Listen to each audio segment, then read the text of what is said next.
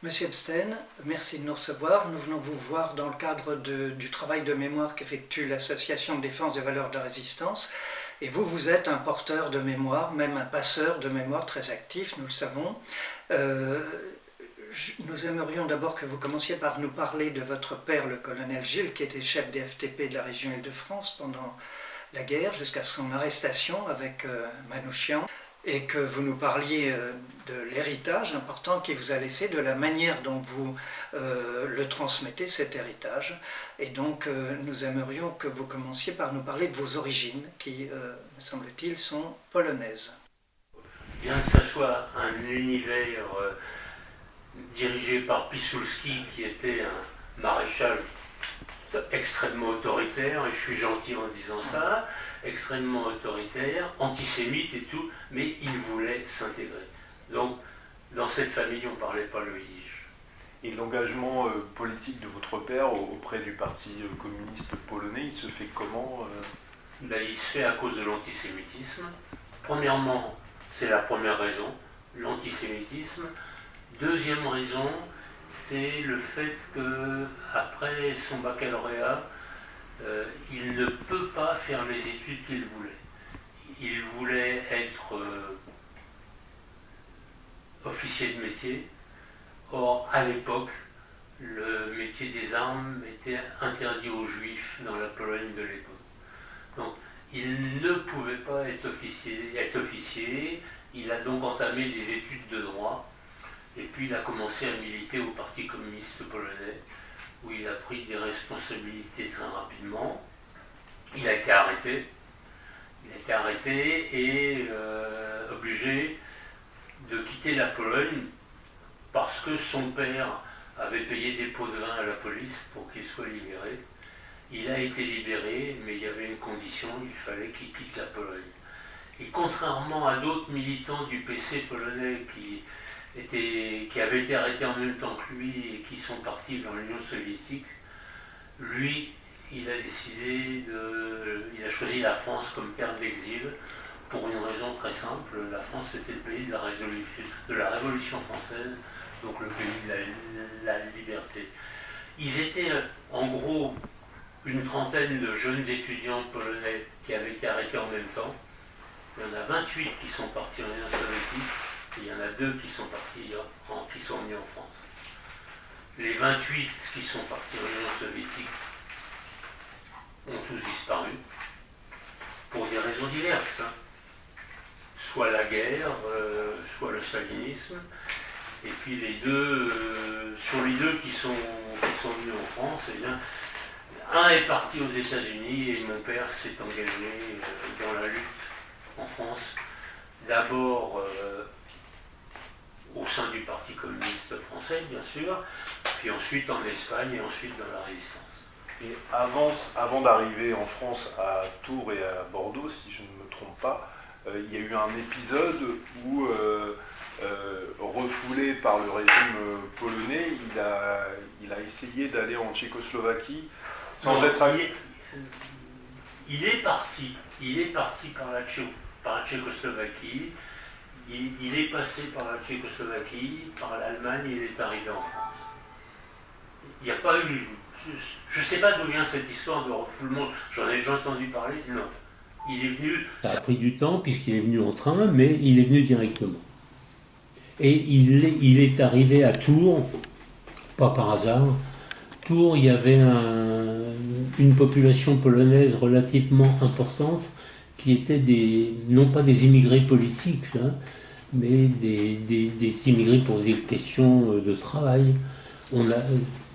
La France avait fait venir des ouvriers agricoles, et il y en avait beaucoup à Tours, et c'est pour ça qu'il a choisi Tours, et c'est là qu'il a fait ses premières armes, puisqu'il est arrivé fin 1931, et tout de suite il s'est engagé dans la défense de ces ouvriers agricoles polonais qui étaient exploités, mal payés, mal nourris et mal logés. Il s'est engagé dans la défense de ces ouvriers polonais et l'ambassade polonaise a demandé à la police française qu'il soit expulsé. Et il a donc été expulsé de Tours et c'est pour ça qu'il est arrivé à Bordeaux, où il a rejoint un tas d'autres immigrés, mais venant de toute l'Europe. Bordeaux était une bonne université et un point de rencontre. Le point commun entre tous les gens qui se rencontraient à Bordeaux, c'était d'être des immigrés. Ils venaient d'un grand nombre de pays, des Roumains, des Tchèques, des Polonais, des Italiens, des Allemands, des Hongrois. Ils n'étaient pas forcément communistes, même si beaucoup l'étaient, mais pas tous. Par contre, ils étaient tous immigrés et loin de leur famille. Et c'est ce qui les a unis, c'est ce qui a fait qu'ils se sont retrouvés ensemble. C'est ce qui a fait qu'ils ont formé un groupe assez important, tous étudiants dans différentes catégories, dans différentes disciplines, mais tous étudiants et tous immigrés, donc ayant peu de moyens. Et ses parents sont restés en Pologne? Ah oui, les parents sont restés en Pologne. Ma mère a suivi la même voie. Alors elle n'était pas de Zamość. Lodz. Ouais, elle était de Lodz, donc c'est à l'opposé de la Pologne. Zamość c'est à l'est et Lodz c'est à l'ouest. Donc pareil, elle a subi l'antisémitisme. Et puis elle aussi, elle n'a pas pu faire les études qu'elle voulait. Elle voulait être pharmacienne. Et il y a eu une période, elle n'a peut-être pas été très longue, mais elle a existé, où on ne pouvait pas être juif et pharmacien. Donc elle a quitté la Pologne et elle est venue faire ses études en France. Et bien qu'ils soient polonais tous les deux, ils se sont rencontrés à Tours. Ils ne se connaissaient pas du tout en Pologne. Et donc quelques années plus tard, il va en parler tout à l'heure, donc la guerre d'Espagne. Et comment votre père se retrouve notamment à Irún Alors, c'est très simple. Il obtient son diplôme de droit en fin 1935 et il est déjà membre, à l'époque on disait, du comité central de la jeunesse communiste française. Le diplôme décembre 1935 et très rapidement c'est la rébellion de Franco en Espagne. Donc il n'hésite pas, il s'engage tout de suite et il est, alors le chiffre exact je crois que c'est 18, je ne sais plus si c'est 18 ou 28, mais enfin il fait partie des premiers volontaires internationaux qui s'engagent en Espagne avant que les brigades internationales soient créées. Dès la mi-juillet 1936, il est en Espagne. Les brigades internationales n'existent pas et lui, il est déjà en Espagne. Il est en Espagne, il est à Irún et quelques jours après son arrivée, il est blessé. Il est très sérieusement blessé apparemment. Blessé, très, très sérieusement, oui, puisque il est rapatrié à Bordeaux, soigné à un hôpital de Bordeaux. Malheureusement, j'ai pas réussi à identifier lequel encore, je cherche toujours, et sa convalescence va durer 1 an. Il a pris un éclat d'obus dans la jambe ou dans le bras, je ne peux pas vous dire. L'éclat d'obus, il est bien identifié, il est au musée de Champigny. Et dessus, on constate que c'est un obus allemand. Il y a des inscriptions qui permettent d'identifier sa série, l'usine de production, enfin tout. Et la convalescence dure 1 an, donc ce qui est long, hein, oui, ce qui montre que la blessure n'était pas bénigne. Mais dès qu'il est sorti de l'hôpital, il se lance dans la création de la compagnie de navigation créée par les soviétiques avec le Parti communiste français, France Navigation. Ouais. Et lui, son rôle, c'est d'acheter les armes. Il achète les armes qui seront chargées sur les bateaux de France Navigation. Et pour ça, là, il rencontre quelqu'un qui, jouera un rôle important dans la résistance. Son fournisseur, enfin, un de ses fournisseurs en armes, bien sûr, il y a des trafiquants, hein, mais un de ses fournisseurs, c'est Jean Moulin. C'est Jean Moulin qui, malgré la politique de non-intervention, est chargé par Pierre Cotte de ravitailler un petit peu, je dis bien un petit peu, l'Espagne républicaine. Et mon père rencontre Jean Moulin à ce moment-là. Ils se connaissent donc. Ils se connaissent, ce qui fait que, petite anecdote pour plus tard, mon père n'a jamais appelé Jean Moulin par ses noms de guerre, Rex ou Max. Il le connaissait trop bien, il l'avait fréquenté avant la guerre, il l'appelait Moulin. Et ça, j'ai un témoignage. Hein. C'est pas, je vous dis pas ça sans preuve. J'ai un témoignage, c'est une vidéo où une personne qui a vécu cette époque-là me dit qu'il l'appelle Moulin. Voilà. Donc, il n'y a pas de hasard. Mon père a participé, j'anticipe un petit peu, mon père a participé à la création du CNR en étant un des conseillers du Parti communiste français pour rentrer au CNR. C'est pas par hasard. C'est pas par hasard. C'est parce que tout le monde savait, enfin tout le monde savait. Il avait dit qu'il connaissait Moulin. Et il était dans les négociations pour l'entrée du PC au CNR, il était le conseiller militaire. Et donc sa formation militaire, qui va évidemment servir plus tard, elle s'est faite essentiellement à partir de la guerre d'Espagne? Non. Ça remonte encore avant? Avant, elle s'est faite avant. Il voulait être militaire. Donc en plus de ses études de droit, il s'est lui-même formé à l'art militaire. Il a acheté tous les bouquins qu'il pouvait sur la stratégie militaire et il s'est formé lui-même. Et c'est pour ça que, mis à part le petit épisode de juillet 1936 où il est simple soldat, mais quand il est retourné en Espagne en 1938, il était lieutenant. Parce que son auto-formation était suffisante pour qu'il soit gradé. Voilà. Donc c'est une volonté très forte. Hein. C'est un peu un état d'esprit permanent, toujours anticipé. J'ai rencontré des témoins qui étaient encore vivants à l'époque, qui m'ont parlé de quelqu'un qui était toujours en avance. Et le mot qu'il disait, c'était presque un devin. Il voulait tout prévoir et tout anticiper. Parce que s'il s'est auto-formé à l'art militaire, il ne pouvait pas prévoir le putsch de Franco. Non, c'était parce qu'il voulait être militaire. Dans le contexte, je ne sais pas si c'était soit dans le contexte de l'espérance d'une révolution ou déjà d'une lutte antifasciste. Comme je n'ai pas pu lui poser la question, je ne vous répondrai pas.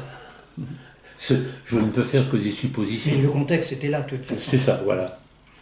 Et donc 1938, il se retrouve à la tête d'un bataillon roumain.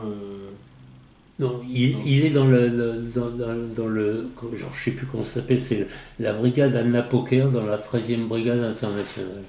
Et c'est une compagnie d'artillerie, et il dirige cette compagnie d'artillerie. Mais il y a des gens de tous les pays. J'ai des photos, alors je l'ai plus celle-là parce qu'elle est au musée, mais il y a des gens de tous les pays. C'était international, c'est pas que des Roumains. Et là, ces qualités de polyglotte ont dû être... ça a servi. Les bataillons étaient mélangés. Enfin, il y avait quand même des bataillons, polonais, français. Oui, mais là, c'était de l'artillerie et il y avait de tout. Mais quand les brigades ont été dissoutes presque à la fin 1938, novembre 1938, lui, il est resté en Espagne. Il est resté en Espagne et là, il est devenu ce que les Espagnols appelaient un guerrilleros. c'est-à-dire un soldat sans uniforme. Un soldat sans uniforme, et il a agi sur les arrières franquistes. Et il a appris beaucoup des techniques de la guérilla qu'il a utilisées ensuite durant la résistance. Et ben, elle date de cette période. Parce qu'il est rentré, lui, pendant la retirada, donc en juin, uniquement en juin 1939. Donc, alors qu'il n'y avait plus de brigadistes en Espagne, ben lui, il y était encore. Et donc septembre 39, vous avez pu reconstituer comment il vit l'entrée en guerre de la France. Ah ben, c'est très simple. C'est très très simple. Il s'engage immédiatement. Tout de suite. Il n'a pas hésité. La guerre a été déclarée le 2 septembre et je crois que c'est le 3 septembre qu'il s'est engagé. Et il s'est engagé dans la Légion étrangère. Oui. Il n'avait pas la nationalité. Il était polonais. Il avait été incorporé dans l'armée polonaise. Voilà, justement, c'est là où je voulais en venir. Il est incorporé dans l'armée polonaise, enfin dans le régiment polonais qu'il y a au sein de l'armée française. Et là, il tombe sur quoi? Sur des officiers antisémites. Et c'est peu dire, hein. Il tombe sur des officiers antisémites et il organise une révolte. Une révolte extrêmement originale. Ils sont à Saint-Cyr-l'École. Le hasard fait qu'ils étaient à Saint-Cyr-l'École, lieu où maintenant sont formés tous les officiers de l'armée française. Et 200 soldats polonais comme lui sortent de la caserne, vont sur la place du village et se foutent à poil. Et commencent à ameuter la population, en disant qu'eux, ils ne veulent pas rester là, ils veulent aller à la Légion étrangère. Les officiers les menacent du tribunal de guerre pour désertion devant l'ennemi.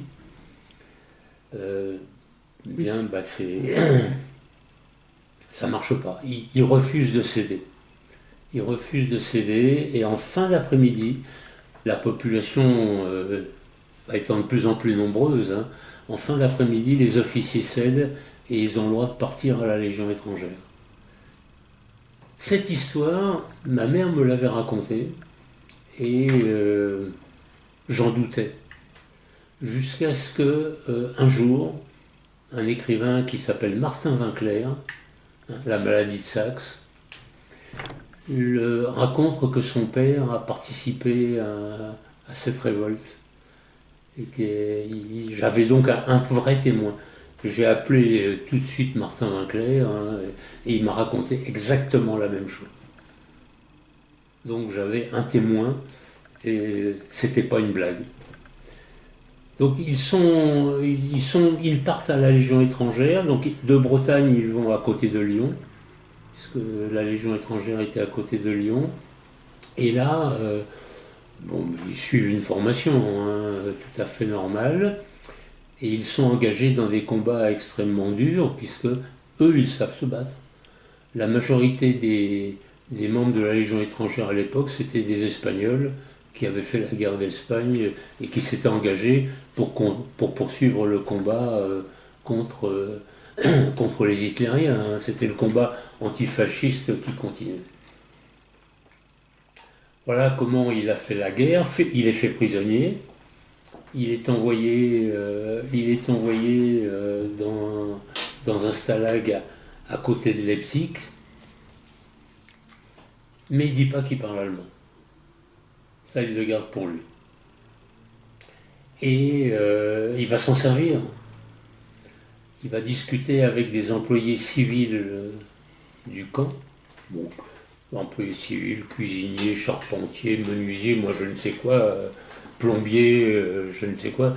Il va discuter avec les employés civils et il va en trouver un qui est un anti-nazi, qui va lui apporter à l'intérieur du camp des vêtements civils et de l'argent allemand, pas des marques. Et dès la fin décembre 1940, il a été fait prisonnier en juin 40, et dès la fin décembre 40, il va s'évader. mais il va s'évader d'une façon là encore originale. Il ne creuse pas un tunnel sous la cabane. Non. Il a des vêtements civils, il a de l'argent, et ben il sort avec son copain allemand par la grande porte du camp. C'est un peu. Enfin, j'en ai pas entendu parler une autre fois, hein, d'une évasion comme celle-là. Donc il sort par la grande porte avec son copain allemand et il va voyager dans le train et pas sous le train. Il s'achète un billet de train. Puisqu'il parlait. Il parle. Enfin, dans le train, il n'y avait pas de vérification de. Il n'y en a pas eu. J'ai posé la question à ma mère. Et ma mère m'a dit écoute, il a eu la chance, il n'y a pas eu de vérification. Les vérifications, elles étaient toujours sous les trains. On n'y croyait pas. Voilà, c'est comme ça qu'il est arrivé en Suisse. Il est refoulé par les Suisses qui sont soi-disant neutres et qui ne veulent pas faire de peine à l'Allemagne nazie. Il est refoulé et le soir même, il traverse le Rhin à la nage. On est en fin décembre. C'est un peu froid. Hein. Il traverse à la nage et là, il ne se présente pas aux autorités suisses. Il a compris. Il va se présenter au consulat français à Genève. Donc, il va de Bâle à Genève en Suisse. Hein. Ne me demandez pas comment. Là, je ne sais pas. Et le consul français à Genève lui donne des papiers français au nom de Joseph Estin. C'est comme ça. Il n'a pas été naturalisé. On lui a donné des papiers français. Et c'est d'ailleurs le nom sous lequel il a été arrêté. Joseph Estin. E-S-T-A-I-N. Il manque le G, comme je disais, pour faire un Giscard, mais... donc il rentre à Paris, au domicile de ma mère, sa femme, le 25 décembre 1940. Et tout de suite, il cherche le contact avec le PC clandestin, il l'obtient, et il commence sa résistance. Je dis sa résistance, c'est la résistance de l'époque, hein. C'est pas la lutte armée, c'est de la propagande. C'est de la propagande auprès de la population, c'est le ramassage des armes. Le ramassage des armes que l'armée avait abandonné et qui traîne toujours. Hein. C'est la collecte d'explosifs. Pareil, on ne sait pas ce qu'on va en faire. Enfin, il ne sait pas ce qu'il va en faire, mais il ramasse des explosifs. Et ça, j'ai rencontré un témoin qui à l'époque avait 10 ans et qui, quand je l'ai vu, il en avait près de 80 ou 75, et qui m'a dit mon père travaillait dans des carrières, et il était dans la résistance, et dans une carrière, on fait sauter... Explosifs, ouais. On utilise des explosifs, et il portait les explosifs, et nous les emmenions à ton père. Moi, je les avais dans mon cartable, parce que les gosses n'étaient pas fouillés. Voilà, par exemple, sa résistance de l'époque, la collecte des explosifs. Et puis il rédige un rapport pour l'Internationale communiste, rapport un peu sulfureux, puisqu'il conseille de rompre le pacte germano-soviétique et d'attaquer l'Allemagne, avant que l'Allemagne attaque l'Union soviétique. Donc pour l'époque, c'était un peu sulfureux. Mais quand même, beaucoup de militants communistes avaient commencé, comme vous le disiez, leur résistance. Voilà. Ils continuaient à militer, mais c'était déjà... Lise Landon disait ça, c'est ce que l'on a appelé plus tard la résistance. Oui, c'est ce que ma mère m'a dit. Nous, le pacte des Germains soviétiques, on ne l'a jamais approuvé. Et nous, on avait une ligne de conduite. Nous, c'est elle et mon père. Hein, nous avions une ligne de conduite, la lutte antifasciste. Donc, c'était la ligne de conduite permanente. Donc, on ne s'est jamais posé de questions. On ne s'est jamais posé de questions. Il fallait combattre. Très vite, il a des responsabilités importantes Dès 41, 41, c'est les débuts de la résistance, il n'est pas encore très connu. Bon, c'est plus personnel, même s'il écrit ce rapport à l'international communiste. Mais dès le début 42, il est nommé responsable des groupes de sabotage des syndicats dans les usines qui travaillent pour l'Allemagne nazie. Dès 1942. Et là, il va passer l'année 42 à organiser des sabotages dans les usines. Alors, des sabotages qui, là encore, c'est les sabotages de l'époque, c'est pas l'usine qui saute, hein. C'est des trucs beaucoup plus simples. Je vais vous en citer un seul, la SNCF. SNCF, locomotive à vapeur.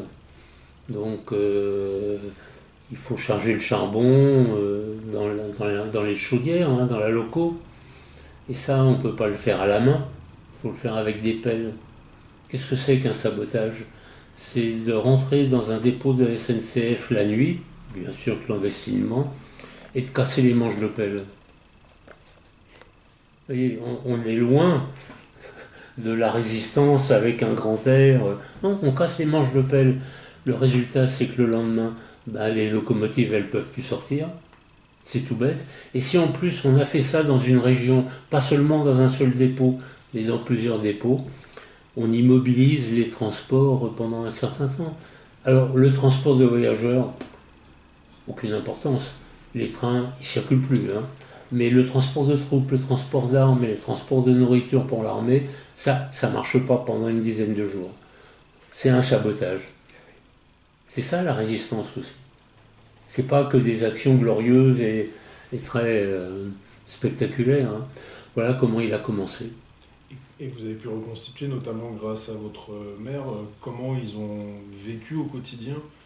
Au vécu au quotidien, ça elle m'en a parlé, oui, mais ils ont vécu comme des clandestins ayant des faux papiers. Faux papiers qui étaient quand même assez bien faits, puisqu'ils ont résisté à toute la guerre. Ils n'ont pas été arrêtés lors d'un contrôle d'identité. Mon père n'a pas été arrêté lors d'un contrôle d'identité. Il a été arrêté avec Manouchian parce que Manouchian a été suivi. Il avait pris un tas de précautions. Avant la guerre, ils habitaient le 14e arrondissement. Et avant la guerre, il avait reconnu dans le 14e et dans le 5e tous les immeubles et tous les cafés à double entrée. Double ou triple entrée. Avant la guerre. Avant la guerre. Non, oui. C'est pour ça que je dis qu'il anticipait. Oui. Avant la guerre. Et ça lui a servi. Mais c'était peut-être en tant que militant, se disant que peut-être un jour, la répression contre les militants communistes étant dans l'air du temps. Ma mère me dit qu'il avait anticipé la guerre. C'est elle qui me le dit. Moi, je ne peux pas vous dire si c'est vrai ou pas. Et ça lui a servi. Il a été repéré.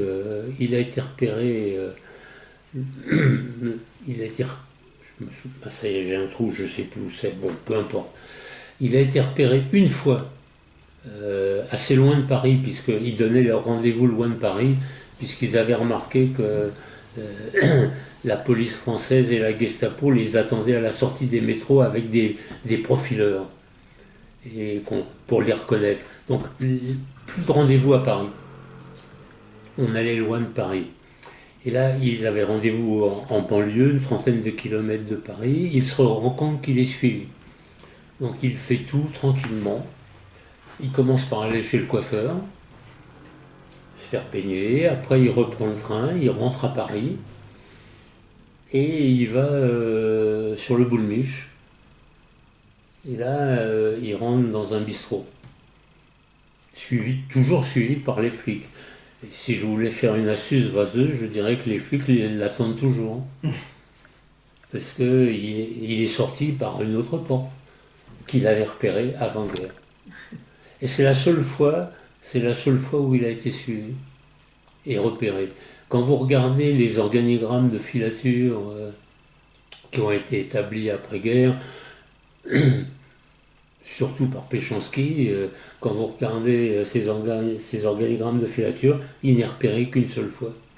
Parce que, alors qu'il avait le contact avec Tillon, responsable de la résistance communiste, il avait le contact avec Duclos, responsable du PC, il avait le contact avec Ouzoulias, responsable militaire des FTP. Jamais il a été repéré. Jamais. C'était... Une question. Est-ce qu'il faisait partie des sabotages, des commandos qui faisaient des sabotages lui-même ou il organisait? Non, il organisait. La seule fois où il a assisté à un attentat, c'est contre Ritter. Au détriment des consignes de sécurité qu'il donnait lui-même, il a voulu assister à l'attentat contre Ritter et il a décrit cet attentat contre Ritter. Pas moi, pour moi mais il en a parlé à des amis et ses amis me l'ont rapporté. Il a parlé en particulier. Il a participé donc à Il n'a pas participé, il a été spectateur. Il savait qu'il aurait lieu, d'accord. Il a été spectateur. Il est allé sur le lieu de l'attentat. Donc, en ne respectant pas les consignes de sécurité, puisque ça c'était strictement interdit. Quand vous regardez justement les organigrammes de filature, vous pouvez voir très facilement que Boltchov, qui était pourtant un militant extrêmement aguerri, avait trop de contacts. Il avait 20 ou 25 contacts. C'est pas possible. Quand Boltchov a été repéré, c'est dramatique parce que ces 20 ou 25 contacts sont repérés aussi. Mon père, il en avait 3. C'est-à-dire les 3 autorisés. Ouais. Manouchian, il en avait 4. Bon. Ouais. Ça, c'était normal aussi. Reymann, il en avait une dizaine. C'est trop. Voilà. La résistance, c'est aussi ça. Il faut faire attention à tout. Et la moindre petite faiblesse peut être utilisée contre vous. Oui, alors justement, vous disiez qu'il a été... Bon, on le sait bien qu'il a été arrêté avec Manouchian, mais il ne savait pas, parce que le groupe Manouchian était suivi, il y avait des filatures déjà. Et il ne savait pas qu'il y avait des filatures autour de Manouchian et de ses compagnons. Il le savait. Il le savait. Il le savait. Et c'est pour ça qu'il a donné rendez-vous là-bas. Voilà. Il le savait parce que au sein des brigades spéciales, il y avait 2 agents de police résistants infiltrés. Il faut quand même le faire, frère. Faut quand même le faire. Au sein des brigades spéciales, donc les brigades de répression anticommunistes, anti-résistantes, il y en avait 2 qui étaient infiltrés. Et qui ont prévenu immédiatement que Davidovitch a parlé et qu'il a donné les noms. Tout de suite. Donc Manouchian le savait. Mon père le savait puisque il changeait d'appartement tous les jours. Et le dernier soir, avant de partir à Évry, il était chez une amie que j'ai connue après-guerre, moi qui maintenant est morte, mais sa fille est toujours vivante et c'est une de mes amies. Et cette dame raconte que le dernier soir, il est venu chez elle pour dormir et il avait son revolver, alors que d'habitude il ne se baladait pas avec un revolver, jamais. Parce que c'était trop dangereux, on ne se baladait pas avec son revolver. Donc il a dormi chez elle, il avait son revolver et il savait qu'ils étaient suivis grâce à ces 2 agents de police infiltrés, il le savait. Et même Guédiguian dans l'armée du crime le laisse sous-entendre, puisque Manouchian, bon, même s'il utilise des vrais noms, alors que c'est pas vrai, ils n'utilisaient pas les vrais noms, ils utilisaient leurs pseudos, ils connaissaient pas leurs vrais noms, etc. Quand Manouchian part au rendez-vous, il dit j'ai rendez-vous avec Gilles, Joseph Epstein, et il le sait qu'il est suivi, puisqu'il dit je vais accrocher mon foulard à la fenêtre, etc. Donc il le savait, mais l'esprit de résistance était plus fort. Et bon, en plus, c'était des gens, je crois que c'était des gens hors normes. Souvent, quand je vais dans les établissements scolaires, c'est la question que les jeunes me posent, est-ce que vous auriez fait pareil? Et ma réponse, c'est invariablement, je ne sais pas. Je ne sais pas. S'engager dans la résistance armée, c'est ce que je dis toujours, c'est avoir une espérance de vie maximale de 6 mois. Est-ce que j'aurais été capable de faire ça? Je n'en sais rien. Alors, à titre personnel, oui, pour avoir l'air courageux et tout, je répondrais oui, mais c'est pas vrai. Personne ne peut répondre. On sait qu'au bout de 3 à 6 mois, on est arrêté, on est fusillé. Non, personne ne peut répondre. Donc... Moi, je me souviens de Karajan, que j'ai pas mal connu, qui disait le plus terrible, c'était les filatures. Il savait qu'ils étaient... Mais il continuait.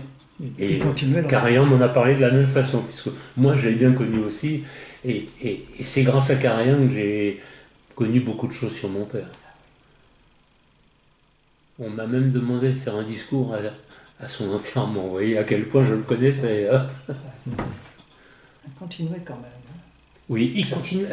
Mais c'était le combat antifasciste. C'est ce que ma mère m'a toujours dit. On n'a pas parlé d'elle encore. Ce qui est normal parce qu'elle a commencé par avoir un petit rôle d'agent de liaison. Je dis petit, mais bon. Il n'y a pas de petit. Il n'y a pas de petit, non. Un rôle d'agent de liaison. Mais tout de suite, quand je suis né, très rapidement, mon père a appliqué les consignes de sécurité. C'est-à-dire, jamais un couple doit rester ensemble. Donc, il nous a envoyés dans Lyon. On était cachés à 180 km de Paris, chez des paysans, des paysans. Ils étaient en retraite, c'était un ancien comptable, et elle, sa femme n'avait pas travaillé. Et il lui avait trouvé une petite maison, c'était des résistants non communistes, mais résistants quand même. Et donc on était cachés dans Lyon, et mon père venait nous voir quand il pouvait, accompagné en voiture jusqu'à 20 km du lieu où on habitait, par quelqu'un qui viendra, patron des grands travaux de Marseille, l'ancêtre de Vinci. Donc, non communiste, bien sûr. Et il arrivait là et il venait nous voir. Cet ami le déposait, il s'appelait Henri Giron. Cet ami le déposait à 20 km d'où on était. Là, il prenait un car. Et il arrivait en car, d'où moi je l'appelais toujours Papa Car. Puisque il arrivait en car et il repartait en car quand j'étais gamin. Bon. Et là, c'était 180 km de Paris et il y avait ce que j'appelle un maquis. C'était pas un maquis, c'était une résistance qui se regroupait pour réaliser des opérations. Et puis après, il reportait. C'était pas un maquis qui vivait en forêt, mais il y avait des résistants qui réalisaient des opérations contre l'armée allemande. Et ma mère était pharmacienne. Puis elle aussi, elle avait l'antifascisme dans la peau. Donc elle a pris contact, ça elle m'a jamais dit comment, mais elle a pris contact avec la résistance. Et là, ils lui ont dit, écoute, t'es pharmacienne, donc tu connais les médicaments. Si tu connais les médicaments, tu peux nous soigner, donc tu seras notre infirmière. Et elle est devenue infirmière de ce groupe de résistants. Et elle a pratiqué, c'est-à-dire qu'elle a soigné. Elle a soigné. Et ça elle me l'a raconté. Elle m'a dit, je ne l'ai jamais dit à ton père. Jamais dit à ton père, parce que il nous avait envoyés à la campagne pour nous cacher, pour qu'on ne soit pas arrêté et qu'on fasse pression sur lui. Bon, vous connaissez le système, faire pression sur le résistant en torturant sa femme et son enfant. Il nous avait envoyés à la campagne et moi, je m'étais engagé dans la résistance. Je ne lui ai jamais dit parce que j'ai eu trop peur qu'il pique une colère. Je ne lui ai jamais dit, je te le dis à toi. Et elle me l'a raconté après-guerre, quand j'étais assez grand pour le comprendre. Voilà. Mais c'était elle avait quand même autour d'elle, elle était entourée parce que le maire du village, pourtant nommé par Vichy, était un résistant, lui aussi, et lui fournissait des tickets d'alimentation pour elle et pour moi. Ah oui. C'est comme ça qu'elle a survécu. Et puis elle a cultivé son petit jardin puisqu'on était à la campagne. C'est là qu'elle a enterré les documents. C'est pas là, c'est un peu plus loin, à une vingtaine de kilomètres. Mais oui, c'est là, effectivement.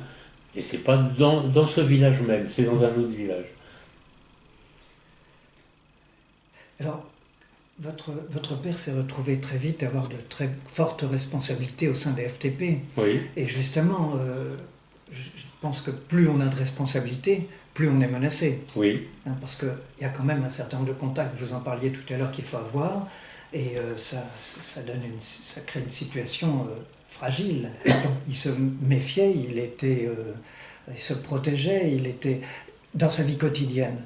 Comment est-ce qu'il faisait? Bon, parce qu'il était complètement clandestin, vous le disiez. Complètement clandestin, avec des faux papiers et plusieurs cartes d'identité. Et plusieurs domiciles. Voilà ce que je vais dire, oui. Plusieurs domiciles.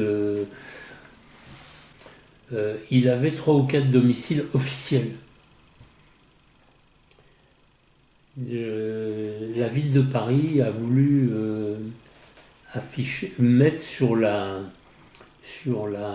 maison où il a habité une plaque commémorative. Donc quand il a été arrêté, il a livré ses adresses, puisqu'il avait des papiers d'identité sur lui, il a livré ses adresses. Hein. La deuxième adresse, je me suis adressé aussi, avec la ville de Paris, on s'est adressé au conseil syndical, et là on a eu l'autorisation. Et maintenant, il y a une plaque sur cette maison. Il y a habité un petit peu moins souvent que dans la première, mais il y a habité souvent.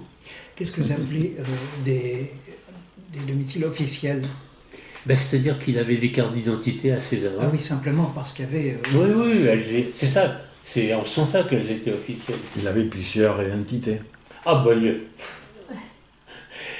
Écoutez, quand j'ai travaillé avec le monsieur qui s'appelle Pascal Convert, qui a fait sa biographie, on a trouvé une vingtaine d'identités différentes.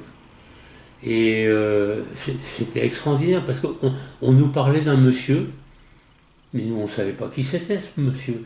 Et puis à force de recoupement et de poser des questions, on se rend compte que c'était Joseph Epstein. Mais il n'y avait pas de hasard. Un jour on nous a parlé, il avait pris comme surnom un prénom, Armand. Il s'appelait Armand. Et il avait un très bon ami qui a eu un fils, qui était dentiste, qui a eu un fils après-guerre, et il l'a appelé Armand. Vous voyez, c'est... Bon, on est sûr que c'est pas un hasard. Je voulais vous demander si vous saviez quelque chose à ce propos. Est-ce que vous pensez que c'était conscient, eux, qu'au moment où ils s'étaient arrêtés, ils allaient sûrement parler par la torture, quoi? Oui, ils le savaient puisqu'ils avaient reçu une consigne. Il fallait tenir 2 jours. Oui, le temps qu'il passe. Le temps que tous les contacts soient prévenus et alors là, c'est encore une de ses particularités. Il a été atrocement torturé. Les gens qui l'ont vu en prison ont dit qu'il a été massacré. Torturé pas par les Allemands, hein, par la police française. Ça, j'insiste. Torturé par la police française, les brigades spéciales. Dès le premier jour. Pardon? Dès le premier jour. Dès le premier jour. Ah ben, il sait pas. Dès le premier jour, il a dit « C'est moi le chef de la résistance en région parisienne ». Ah oui, c'est ce que j'allais vous demander, justement. Est-ce que, quand il a été arrêté, on ne savait pas qui c'était, mais il l'a dit Il l'a dit tout de suite. Alors, l'interprétation qu'on en fait, c'est qu'il a voulu écarter les soupçons sur les autres, des autres, et prendre tout sur lui. Il l'a dit. Mais son interrogatoire, c'est un petit chef-d'œuvre. Il est torturé et il a quand même la lucidité d'inventer des personnages. Et de dire, mais un tas de choses. Alors ça, il parle. Hein. Je peux vous dire qu'on a soumis ces interrogatoires à plusieurs sources, y compris anticommunistes, pour être sûr de nous. Et chaque fois, on a eu la même réponse. C'est extraordinaire comme interrogatoire. Il existe, hein, cet interrogatoire. Pardon ? Il existe. Oui, il existe, je l'ai là. Enfin, j'en ai une partie seulement. J'en ai une partie. Et il a inventé des personnages qui n'existaient pas. Donc il les a complètement lancés sur des fausses pistes. Complètement. Et de son interrogatoire, on ne pouvait rien faire, puisque on cherchait des gens qui n'existaient pas. Par exemple, son chef direct, Albert Ouzoulias, il lui a donné 2 identités différentes et 2 places différentes dans la résistance. Donc impossible de le retrouver. Et d'ailleurs, Albert Ouzoulias disait, puisque maintenant il est mort, mais Albert Ouzoulias disait toujours que s'il était vivant, c'était grâce à mon père qui n'avait pas parlé. Bah oui. Et c'est son fils, Maurice Ouzoulias, et son petit-fils, Pierre Ouzoulias, qui m'en ont parlé. Il avait sur son frigidaire, sur son réfrigérateur, il avait sur son réfrigérateur une photo de mon père. Et j'ai rencontré sa petite fille il n'y a pas très longtemps. Je faisais un débat à Alès, et elle habite à Alès, c'est elle qui avait organisé le débat, et elle m'a raconté cette histoire que je connaissais déjà, elle me l'a racontée, mais elle m'a dit, moi j'ai demandé à mon grand-père pourquoi il avait cette photo, et elle lui a répondu ce que je vous l'ai dit, s'il avait parlé, je ne serais pas vivant aujourd'hui. S'il avait réellement parlé, puisque je vous dis, mais il a parlé... Voilà. À travers. S'il fallait une preuve qu'il n'avait pas parlé, en voilà une. Ah ben en voilà une, oui. C'était l'arrêt définitif. Il y en a qu'un Ah, seul. c'est l'arrêt définitif, parce que avec Manouchian, ils sont arrêtés le 16 novembre 1943. Il n'est pas joint au groupe Manouchian parce qu'il est arrêté sous une identité française. Et malgré les tortures, il n'a jamais donné son vrai nom. Donc ils ont arrêté Joseph Estin. Quand ils lui ont prouvé qu'il ne pouvait pas s'appeler Joseph Estin parce que ce monsieur n'était jamais né au Bouscat comme il l'avait dit, et bien il a donné le nom qu'il portait en Espagne, qui était un autre nom français, Joseph André. Et il a été fusillé sous ce nom-là. Donc il n'a jamais donné son vrai nom. Et pour me reconnaître une dernière fois, il a demandé à voir l'abbé Stock, qui était l'aumônier allemand qui assistait les prisonniers avant leur exécution. Il a demandé à voir l'abbé Stock, il lui a demandé une Bible, et sur cette Bible, il a écrit Joseph André, père du petit Georges Dufaux, donc il me reconnaît une dernière fois. Tombé courageusement au champ d'honneur, 11 avril 1944. Et chose extraordinaire, cette Bible, l'abbé Stock l'a portée à une des 2 adresses que lui avait donné mon père. Alors cette Bible, je ne peux pas vous la montrer. Elle est au musée. Voilà. Et elle est exposée. Oui. Mais vous savez une photo. J'espère que j'ai une photo, il faudra que je regarde. Et votre mère, elle vous en a parlé dès que vous avez eu l'ultrason, quoi. Que vous étiez... Dès que j'étais en âge de comprendre. Ouais, Elle était obligée de m'en parler parce qu'en plus,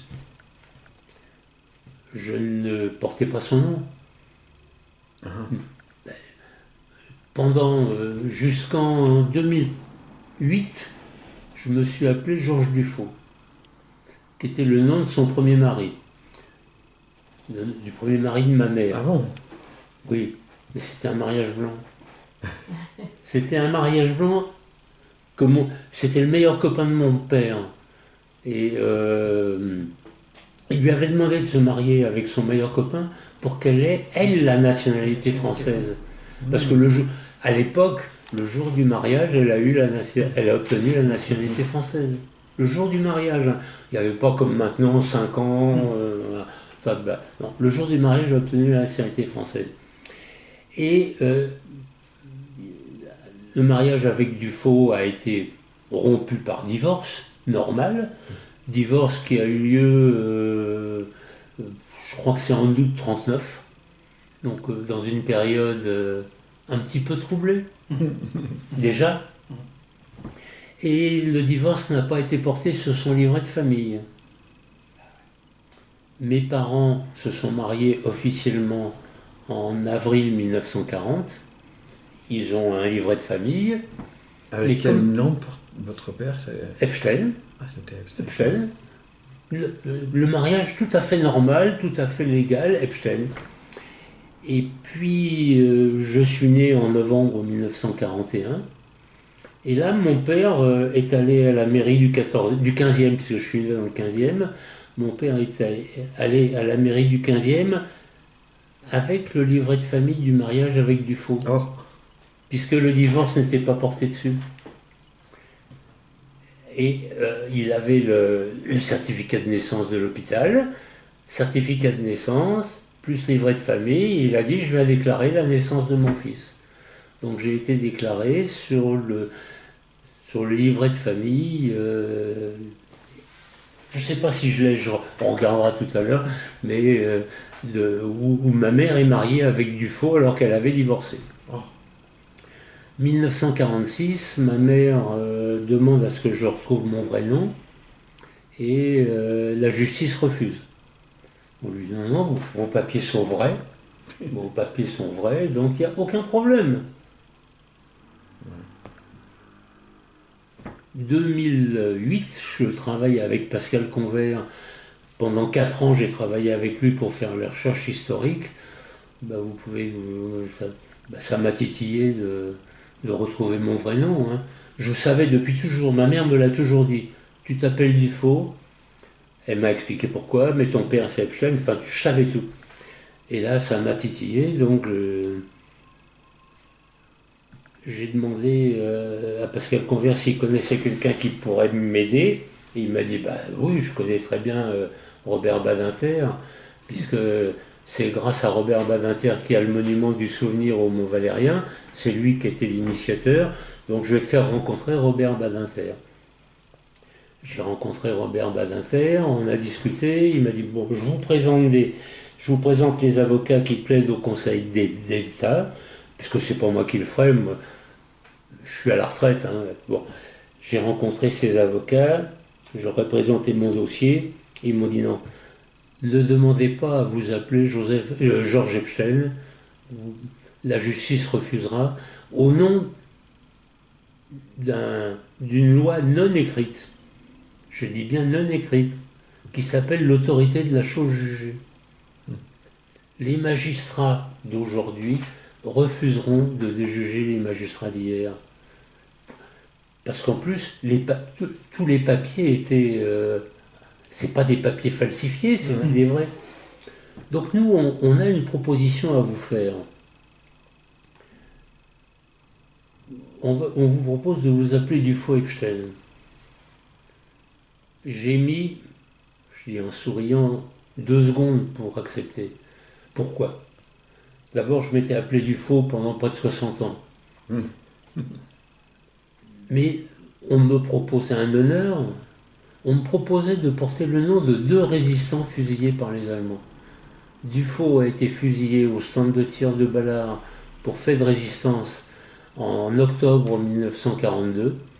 Et mon père a été fusillé au Mont Valérien le 11 avril 1944. Donc, on me faisait un honneur, porter le nom de 2 résistants fusillés. J'ai dit oui, et je m'appelle maintenant Dufaux Epstein. Mais je crois que vous disiez un jour que le nom, vous ne pouvez pas le transmettre. Non. Ah. C'est parce que mes fils À l'époque, quand j'ai fait cette démarche, ils n'étaient pas encore majeurs. Et donc je ne pouvais pas prendre l'engagement à leur place. Et puis eux m'ont dit qu'ils feraient la même démarche quand leurs enfants seront majeurs. Voilà. Et on approche parce qu'il n'y en a plus qu'un qui n'est pas majeur. Oui. On approche. Et vous pensez que ça pourra se faire également? Je pense. Vos petits-enfants. L'autorité de la chose jugée. Oui, mais on a trouvé un biais. Ils vont s'appeler du Epstein. C'est pareil, puisqu'ils s'appellent Dufault actuellement. Ils vont s'appeler Dufault Epstein, c'est pas un problème.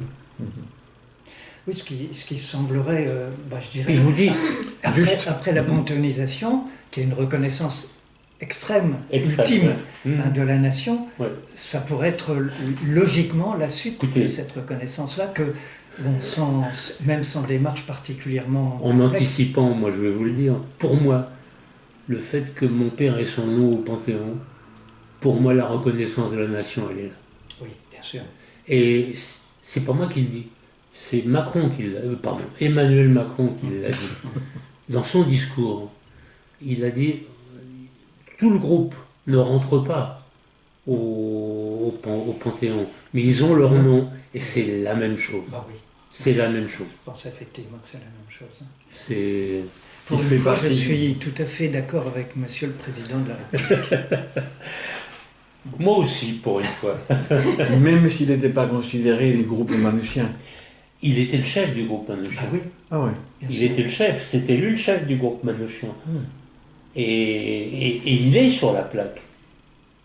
Il y a les 23 du groupe Manouchian, c'est-à-dire les 22 fusillés, plus Olga Banchik, qui a été décapité à Stuttgart, plus mon père, le 24e, et il est tout en bas, avec son titre, Joseph Epstein, chef militaire des FTP de la région parisienne. Tout y est. Hein, Je pense que c'est ça qui est important, bien sûr.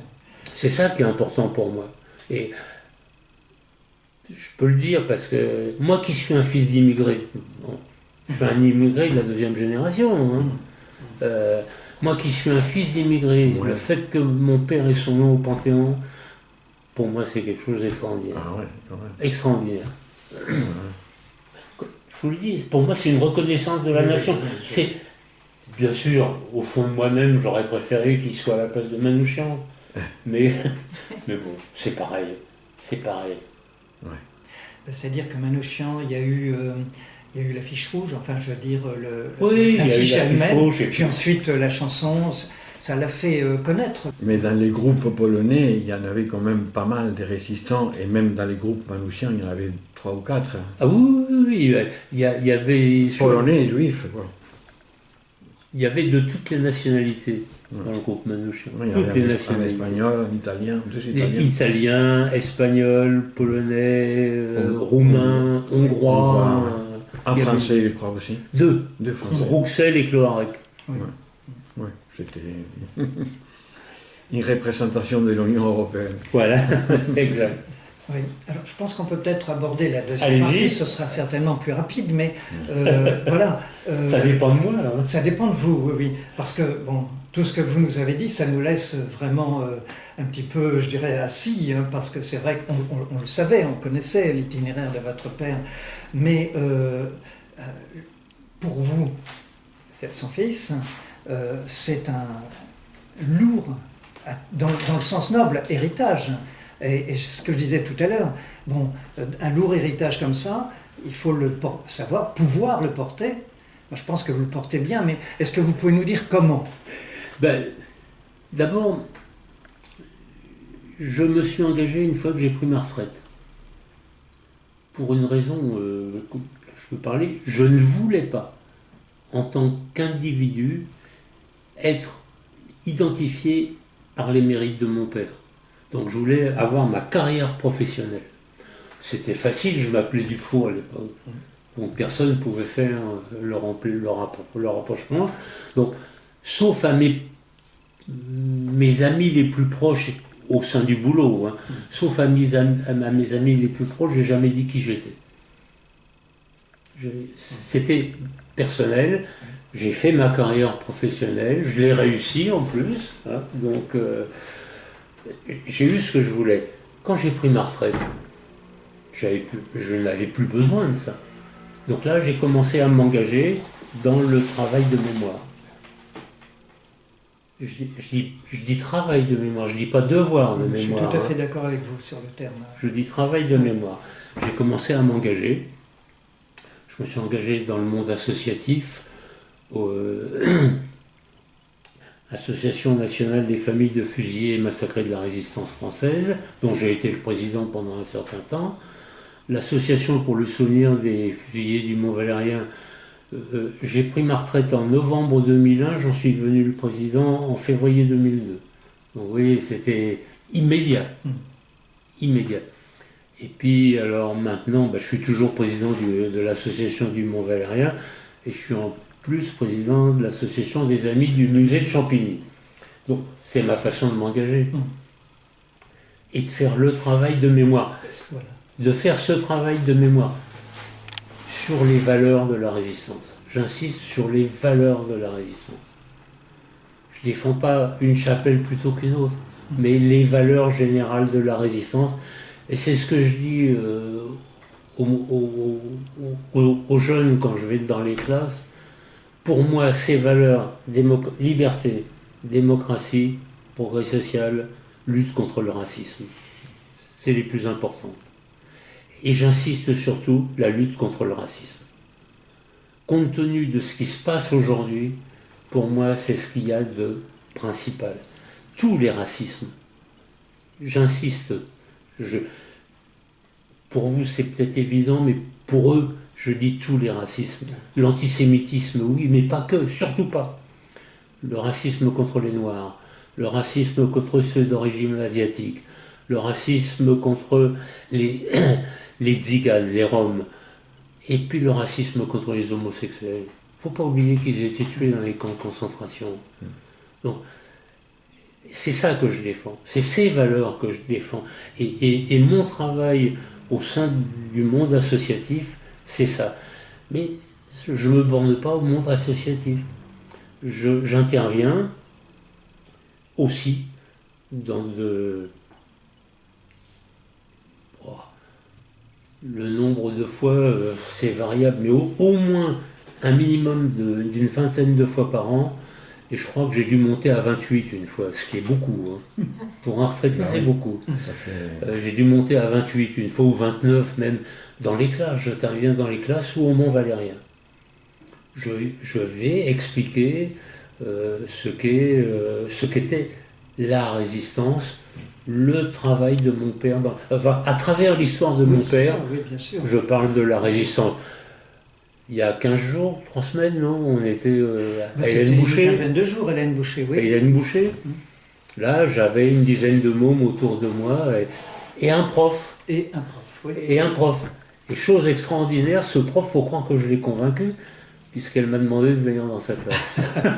C'est l'ancienne prof de mon petit-fils, Ah bon? à Louis le Grand, et j'ai gardé des relations avec Et elle. elle veut que je vienne à Louis le Grand. Ça ne me surprend pas. Oui, mais c'est bien. Bon, c'est vrai que vous ne pouvez pas vous démultiplier, mais je sais que dans la mesure du possible, vous faites chaque fois que je peux, et pas qu'à Paris. Et qu'à travers l'itinéraire de votre père, c'est ces valeurs. Moi, c'est ces valeurs que je veux mettre en avant. Qui sont les vôtres, bien entendu, mais qui sont aussi les siennes et celles de, comme vous disiez, de la résistance. Comment vous expliquez aux élèves le mot lutte antifasciste? Parce que j'explique pas le mot.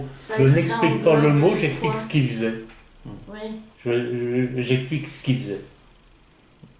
J'explique le mot si on me pose la question et heureusement on ne me pose pas souvent la question, mais quand je parle de la lutte contre les racismes, je suis très bien compris. Très bien. On voit tout de suite qui je vis, j'ai pas besoin de prononcer un nom. Mais à l'époque, la lutte antifasciste, ça inclut... Moi, je parle de combat contre le fascisme. Je le dis, comme je le dis souvent, mon père est allé combattre en Espagne, il a commencé sa lutte contre le fascisme en Pologne, puis en Espagne, puis dans la résistance. C'est son engagement permanent. C'est comme ça que je le Mais je ne parle pas de la lutte antifasciste, je parle du combat contre le fascisme. C'est la construction que je me suis fait, hein. J'ai peut-être tort. Quelle définition vous donnez au fascisme? Ah bah,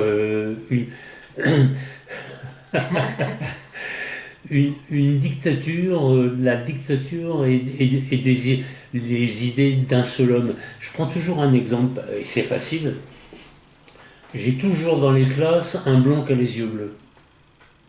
Je leur dis voilà, qu'est-ce que c'est le fascisme? Hitler a décidé que l'ennemi c'était les juifs. Eh bien, le fascisme c'est ça. Et on est à la merci d'un Gugus qui définissent que l'ennemi c'est le blond aux yeux bleus. Comme j'en ai toujours un dans la classe, j'ai aucun problème, ils ont tout de suite compris. Je ne donne pas de définition théorique, parce que je crois que c'est compliqué. Pas de définition théorique, des exemples. Il faut des exemples concrets. Des exemples concrets. Toujours. Je ne suis pas un philosophe. Je ne suis pas un philosophe, mais je crois que ça passe. Enfin, si j'en crois à Hélène Boucher, j'ai été surpris à la fin d'Hélène Boucher. Je ne sais pas si vous en êtes rendu compte. Oui. Les élèves m'ont applaudi. Ah oui, mais j'étais peut-être à l'autre bout de la salle parce que j'étais sidéré. C'est bien ça. J'étais sidéré. Parce que ça, c'est quelque chose de spontané. C'est spontané. C'est spontané. Oui, effectivement, j'ai entendu des applaudissements. Ouais. Alors, comme je suis malvoyant, je ne voyais pas ce qui était à l'autre bout de la salle. Mais ça devait être seul. Hein. C'est émouvant, hein, vous savez. Oui. Mais ça veut dire que le message est passé. Oui. Ça veut dire que le message est passé. Vous savez, ça, je crois que c'est très important de communiquer avec les jeunes. Bon, il faut faire vivre les associations de la mémoire de toute façon, mais quand on peut avoir le contact avec les jeunes, c'est vraiment quelque chose d'irremplaçable. En plus, hein, je dirais, parce que il y a très longtemps que je fais que j'organise ce genre de rencontres. Je suis désolé de ne pas vous avoir sollicité plus tôt. C'est pas grave. Mais c'est le hasard des rencontres. Mais je rencontre encore d'anciens élèves que j'avais il y a 30 ans, 25 ans, et qui me disent, ils me disent pas, je me souviens bien de vos cours, ils me disent, je me souviens bien des rencontres qu'on a faites avec, alors au départ c'était avec les résistants, c'est pour ça aussi que je vous ai pas sollicité, parce qu'on faisait ça avec les résistants eux-mêmes, et puis on s'est dit, bon, on arrête ou on continue autrement. Je l'ai vécu ça, puisque moi dans mes premières interventions, j'étais accompagné par des résistants, et maintenant je l'ai fait tout seul. Nous on appelle la résistance en héritage. C'est un peu sous cet angle qu'on fait les interviews avec les... Oui, puisque les résistants... Pas n'importe quel fils. On a interviewé des personnes, des gens qui ont 100 ans, là, récemment encore, mais bon, forcément ils disparaissent. Donc si on veut continuer à promouvoir ces valeurs-là, il faut le faire avec vous. Avec les jeunes. Vous savez que j'organise tous les ans une cérémonie au Mont-Valérien.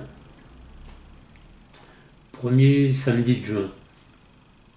Une cérémonie au Mont-Valérien en hommage à tous les fusillés du Mont-Valérien. Il n'y a pas de discours. C'est notre particularité.